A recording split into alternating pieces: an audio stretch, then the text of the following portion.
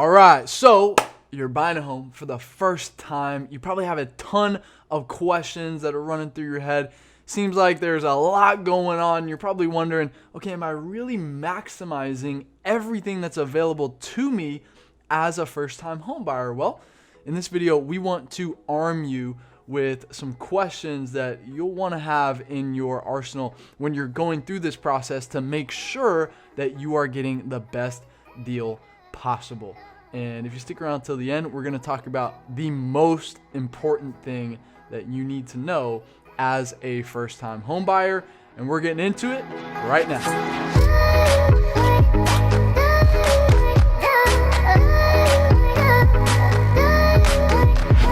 Hey ladies and gentlemen, if this is your first time watching one of our videos, I want to welcome you to the community.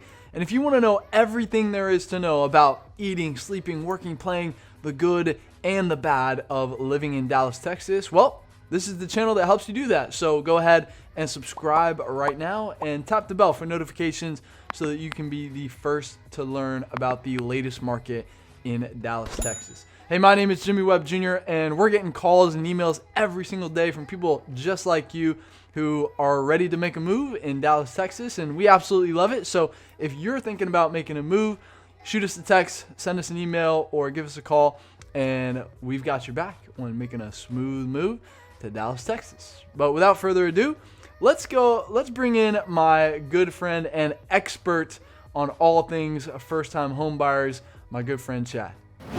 All right, we are live with my good friend Chad the lender. How are you today, Chad? I'm doing awesome, man. How are you, Jimmy? I'm doing great. Thanks for asking. So today, let's talk about the things that you really need to know as a first-time home buyer. And I think you're going to want to stick around till the end, because the number one thing at the end that we talk about is you don't want to come into this market without knowing about that. You know, I think most people hear about the 20% down or wait, what is that? What is that? 3.5% down? What is that all about? Right.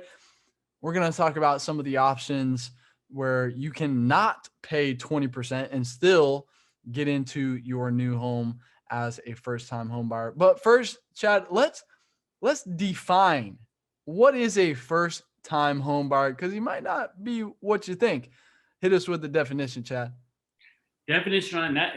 Great question, too, because as I was walking out of my office, literally the phone rang to my assistant, and she's like, "Chad, come here.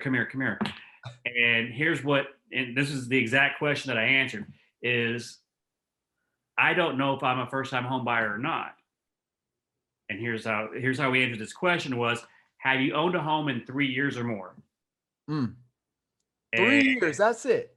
Just 3 years. So it's not like a lifetime. So if you owned a home, sold your home, sat on the money for a little bit, rented for 3 years, and now you want to buy a home, guess what? You're a first-time home buyer, and welcome to the video. You're at the right place. Yeah, we're talking to you today.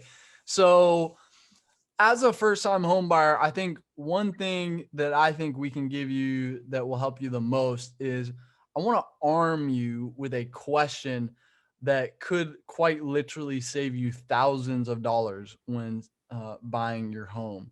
And that is when you're talking to your lender, you got to ask them, hey, lender, are there any home buyer assistant programs available? That's what you ask them. Because, you know, I think some people, well, we'll get into some of those things that some lenders do later on. But I think, you know, let me tee it up for you this way, Chad. What are some of the more popular home buying assistance programs out there to people who are in Dallas? So in Dallas, I mean, it's the DHBAP. I had to look over at my notes. What does that stand for? That's a long acronym. A tongue twister right there. But it's it is. But it's the Dallas Home Buyer Assistance Program. Mm-hmm. And that covers a lot. I mean, and so also it works by counties as well. So if you live in an urban setting and like in the city, something like that, a lot of individual cities are going to have those. So that's one thing. It's in the lending world, it's like it's a mythical creature like a unicorn or leprechaun or something like that, because you never hear about them. So So that's one of the things you want to be able to you want to be able to ask these questions like, hey, are there any kind of home buyer assistance programs that I would qualify for? And let's say that you are not a first time home buyer. Let's say that you are selling your home to buy a home. I would still ask these questions because a lot of these can still apply for for people that may not be home buyers, first time home buyers. Mm. So the home buyer assistance programs, they're also going to go by county. So let's say that you don't live in Dallas. Let's say that you don't even live in Dallas County, but let's say a surrounding county. Let's say that you live in Collin County. I know Collin County's got one. I know Denton County's got one. I know that all the surrounding counties have one, and no matter what county you're in, I'm willing to bet your county has one too. That would be the first thing that I would come across, and I would ask a lender and wait for their response. Their response is going to be everything on that one. They're either going to say, I'll have to check into that for you, or, well, I'm not sure what that is, or we don't do that. Any of those answers, run. Run the other way as fast as you The can. other way. I think, uh, when you're buying a home, right? It's for most people, it's the largest investment of most people's lives. So you want to save as much money as possible.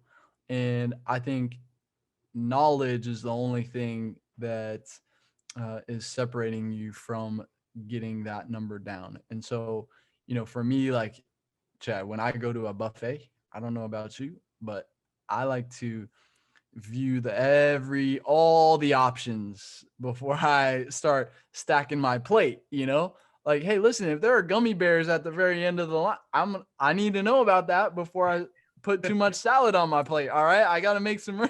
All right. So, Exactly.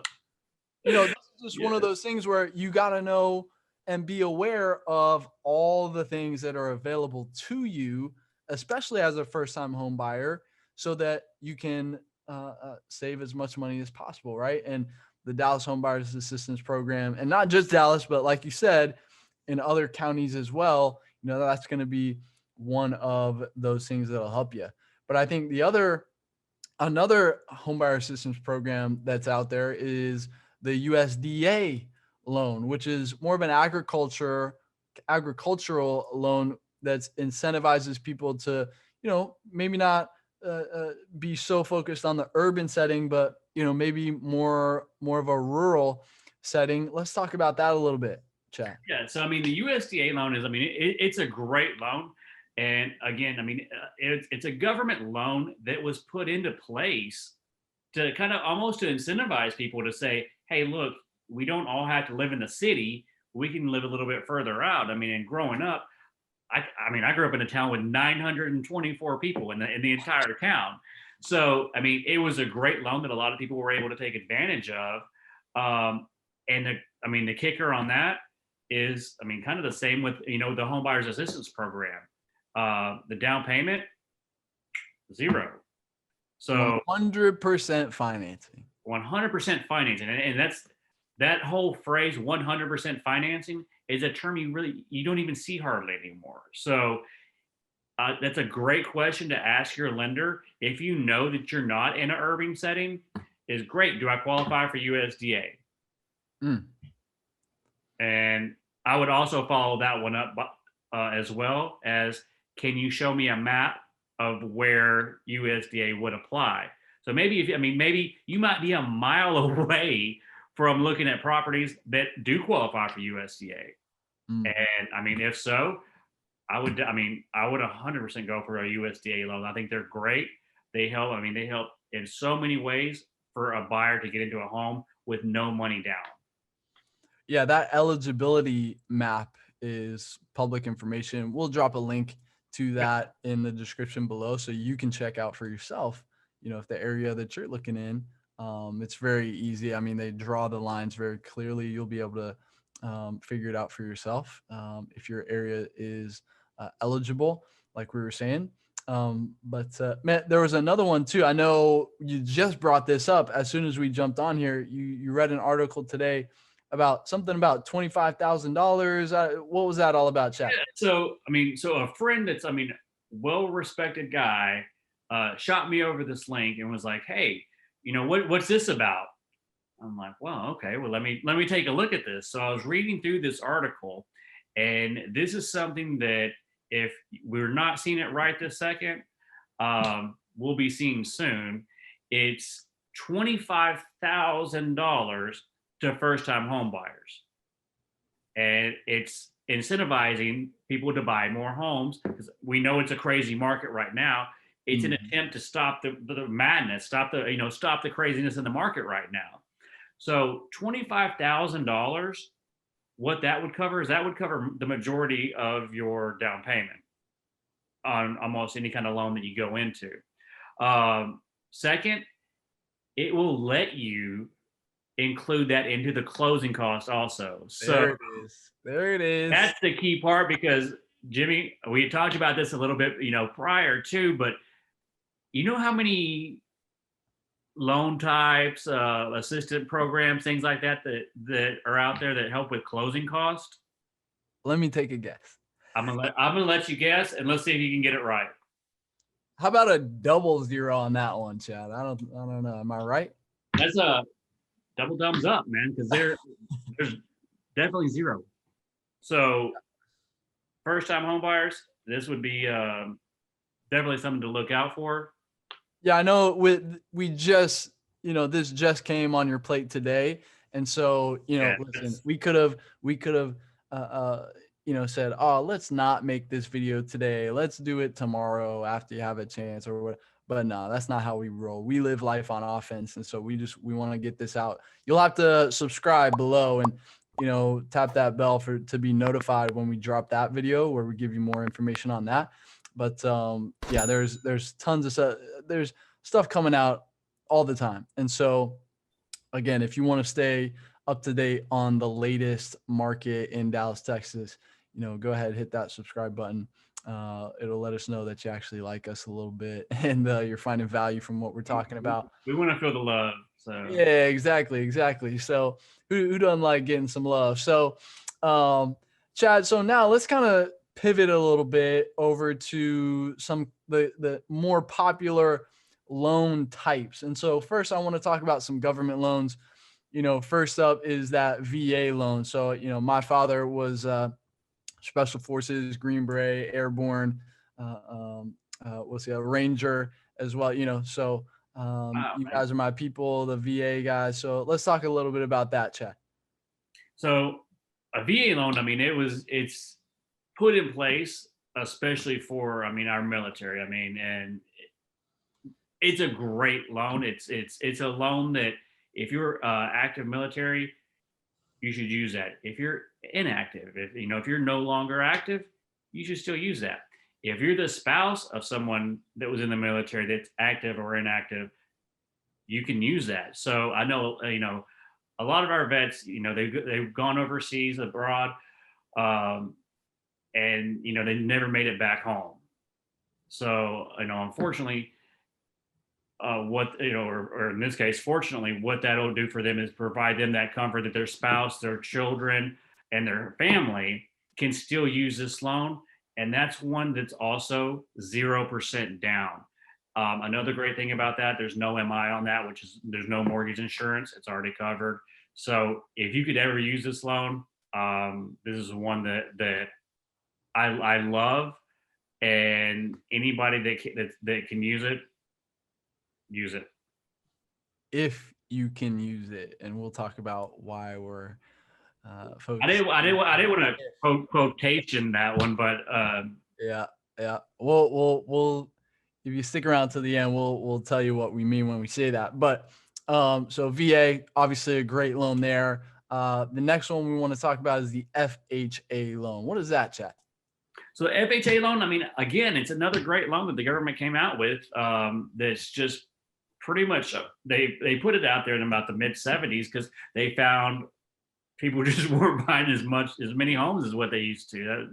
That's that back in the '50s, that American dream of buying a home, paying it off, living there, owning it. That's just, I mean, that's not the way things were happening, and that's not the way things are happening now either. But it's more along the line. It gives you a little flexibility on your credit. So number one is if you don't have that credit, it's going to launch you up. to get one of those 20% loans, this can help you out. It'll let you go ahead and buy a house, and it'll let you buy that house at 3.5% down too. So that's a huge dramatic jump. And it 100% did what Fannie Mae and Freddie Mac wanted it to do, which was stimulate that economy and bring the housing market back up. So again, great loan. It's a great option for especially for first time home buyers. That's exactly what it was there for. Mm-hmm.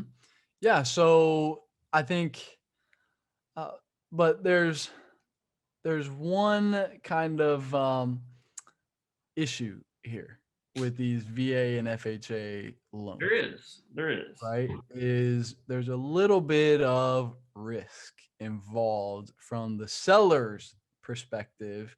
And so I think for maybe some of you who have been out there and have experienced this, you've maybe been putting offers out there on homes and they're not getting accepted. Well, odds are if they're one of these two loans, because of the risk involved, think about it. Uh, if you're the seller and you're sitting at the kitchen table with your listing agent and you're going over all the offers, right? Well, the ones that have the least amount of risk are going to be at the top of the pile, aren't they? And so, well, let's talk about the risk a little bit involved in the just so people can understand what they're getting into, and we'll talk about a solution afterwards, Chad. Okay, gotcha. So again, let's actually think about that scenario that you just talked about. As a listing agent, you're sitting down, you're talking to your client at their kitchen table, you're going over offers, and you're looking and you're saying, okay, well, look, we've got this offer, and we got 25 more to go. So let's look at this one, because that's just the market that we're in. You're going to have multiple offers on just about every property in the market right now. The ones that carry the heavier risk are, in fact, those government loans.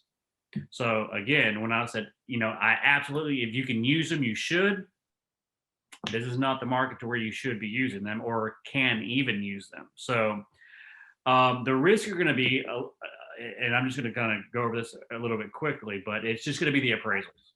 So the appraisals, they have to meet FHA guidelines, which means number one, it could be something as small as if there's paint peeling on the windowsills and the appraiser doesn't like it, the appraiser can note that, say this has to be fixed. And now you have your one offer, and a good listing agent will know this and will tell them, here's the risk with this government loan is the appraiser can come back, can find any small thing wrong, require it to be fixed, or more likely in this market is houses are, they're going for 100,000 plus over asking price. So if you're buying a $400,000 home and you're putting an offer in at 475, let's say the house appraises at 425. Well, now you got to pay $50,000 difference if you're trying to use a FHA or even a VA loan, because they're both going to fall under that category, the same appraisal category. So unless you're walking around with, 50, 60, $100,000 extra in case that appraisal comes up short, the listing agent's probably going to, they're going to go ahead and assume that you're not and go on to something that carries a lot less risk on the appraisal side. Mm-hmm. So, because it doesn't matter if you offer $150,000 over and the house isn't appraised, the deal's dead. You can no longer buy that house. So the offer is just, it's just null and void, no good. And they should have went with one of the other 25 offers that carried little to no risk. Yeah, that's the thing with, just so people fully understand, with appraisals, right? You could offer $1 million over asking, but if you can't come up with that cash that is the difference between what the house appraised for versus what your offer was, you are responsible for that, right? So if you can't come up with that, well, the contract can't execute, right? And so that's where the risk lies from the seller's perspective. And so, that's where that comes together. And I think, you understand this at a deeper level than most lenders out there, Chad. I mean, you Yeah. were on the real estate side for many years before you stepped over to the lending side, and I think there's a lot of power in lenders and realtors really collaborating. I think what happens is, right, like you've told me before, is lenders will get someone approved. Yeah, cool, you got them approved, but then they're complaining about how the realtors can't, get them, into a home and close on a deal. Well, maybe you got them approved for a loan that just isn't getting accepted, right? So, I mean, how can realtors and lenders really work closer together to make sure that the client, which is the most important person in this whole transaction, is getting what they want? So, and we talked about this. I mean, I mean, we've talked about this in the past, and and I'm going to go ahead and bring this up now.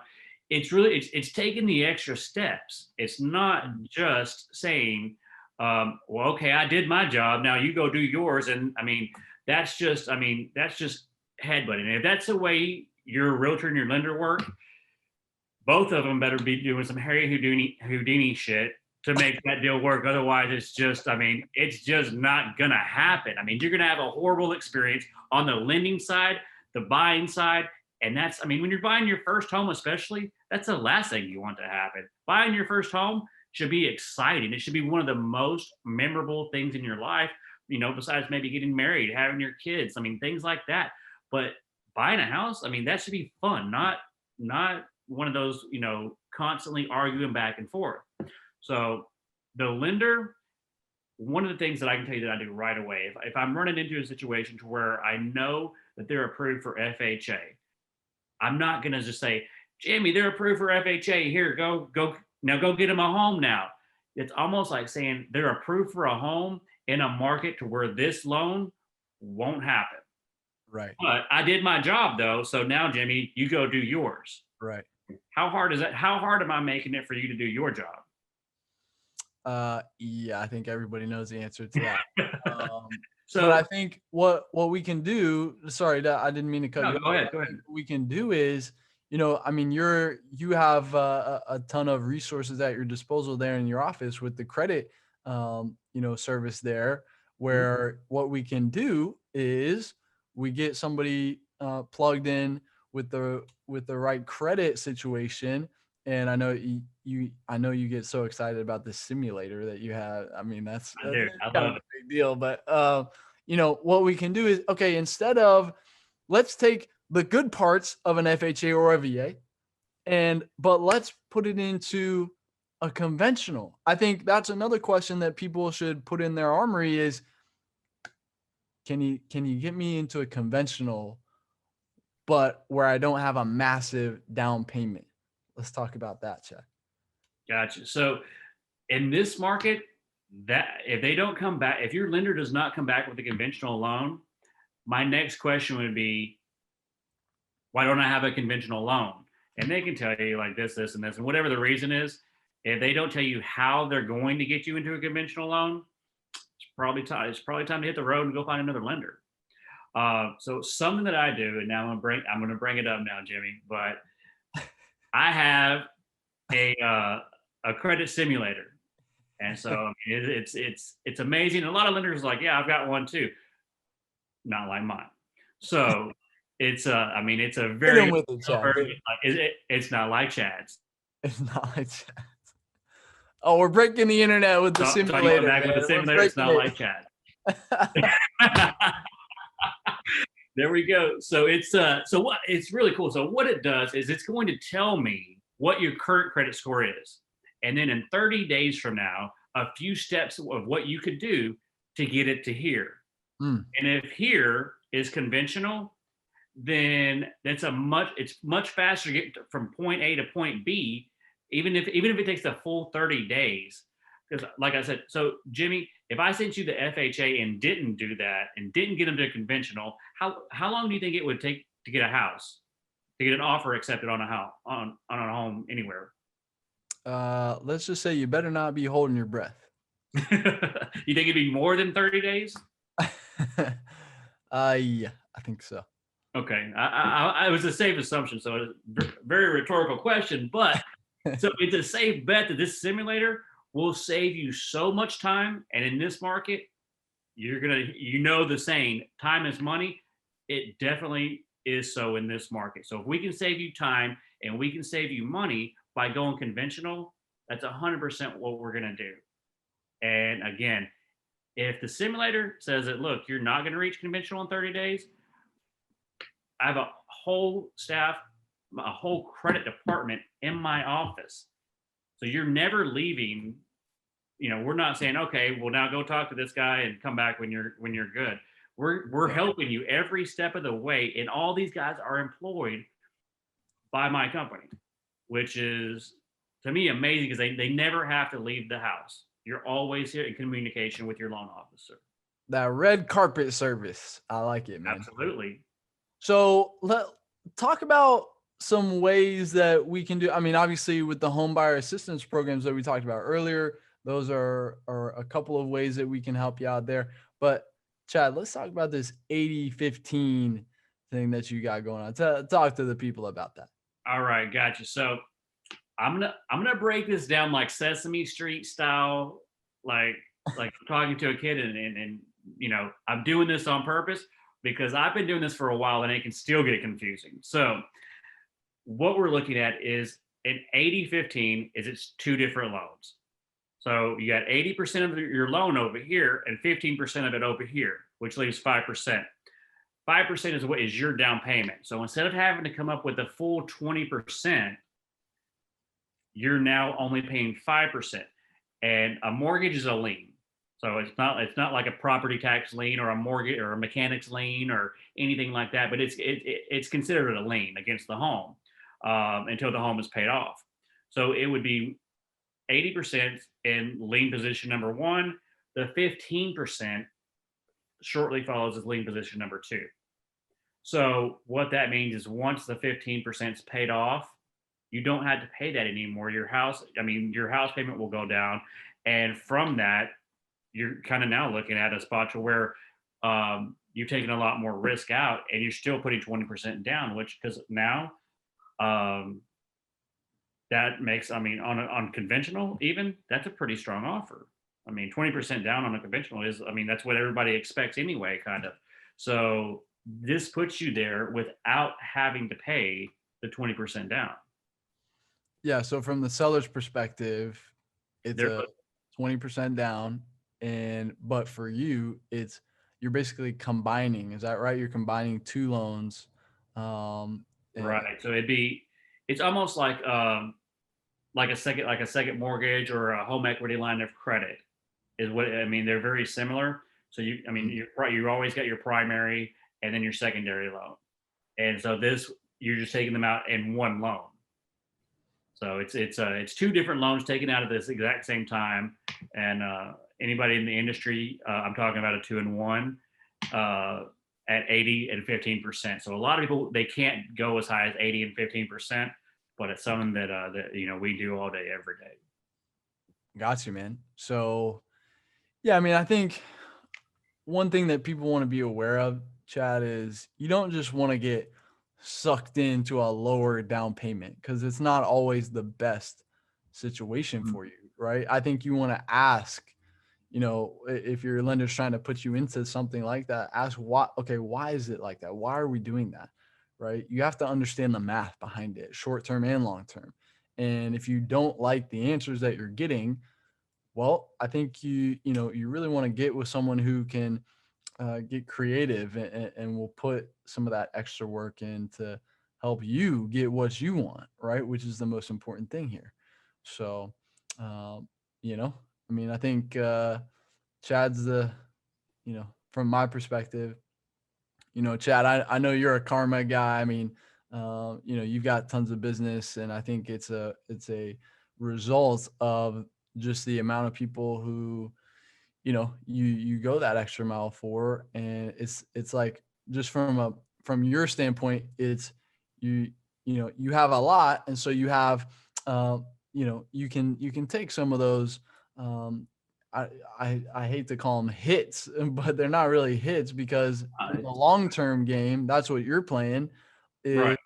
listen, you're gonna, those people are gonna talk when you help them, really do something special. And, the business that you derive from that is gonna be well worth, the time that you put in to help that one person, right? So, I know that's where you come from, that abundance mindset, man. And so, I'm grateful to be working with you, man. So, Absolutely. And I mean, just to kind of, piggyback off that, I mean, the reason that I went from, from real estate to doing real estate and mortgages to real estate and then to mortgages is because honestly, I had problems as a realtor finding a a great loan officer or a great mortgage company.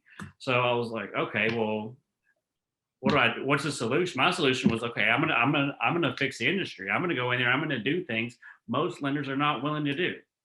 And so, and kind of like you said, it's to me, is it, you're right. It's not like taking a hit. I'm okay being less profitable to help you get into your home at the best possible spot because, like you said, I mean, people talk. I mean, when they start talking, I mean, most of my business now, I mean, it comes off referrals from past clients, and that to me, that means that somebody I mean, they liked the job that I did enough to go tell a friend, a family member, and to me, that's the biggest compliment that I could ever get. So, I mean, that makes it worth it. It makes the goal that I set out to achieve. It makes me know that I'm actually doing it right, and there's success there. those moms at the parties are saying, Girl, Susie, I just bought this home and my lender had the coolest beard I've ever seen in my entire life, and he got me."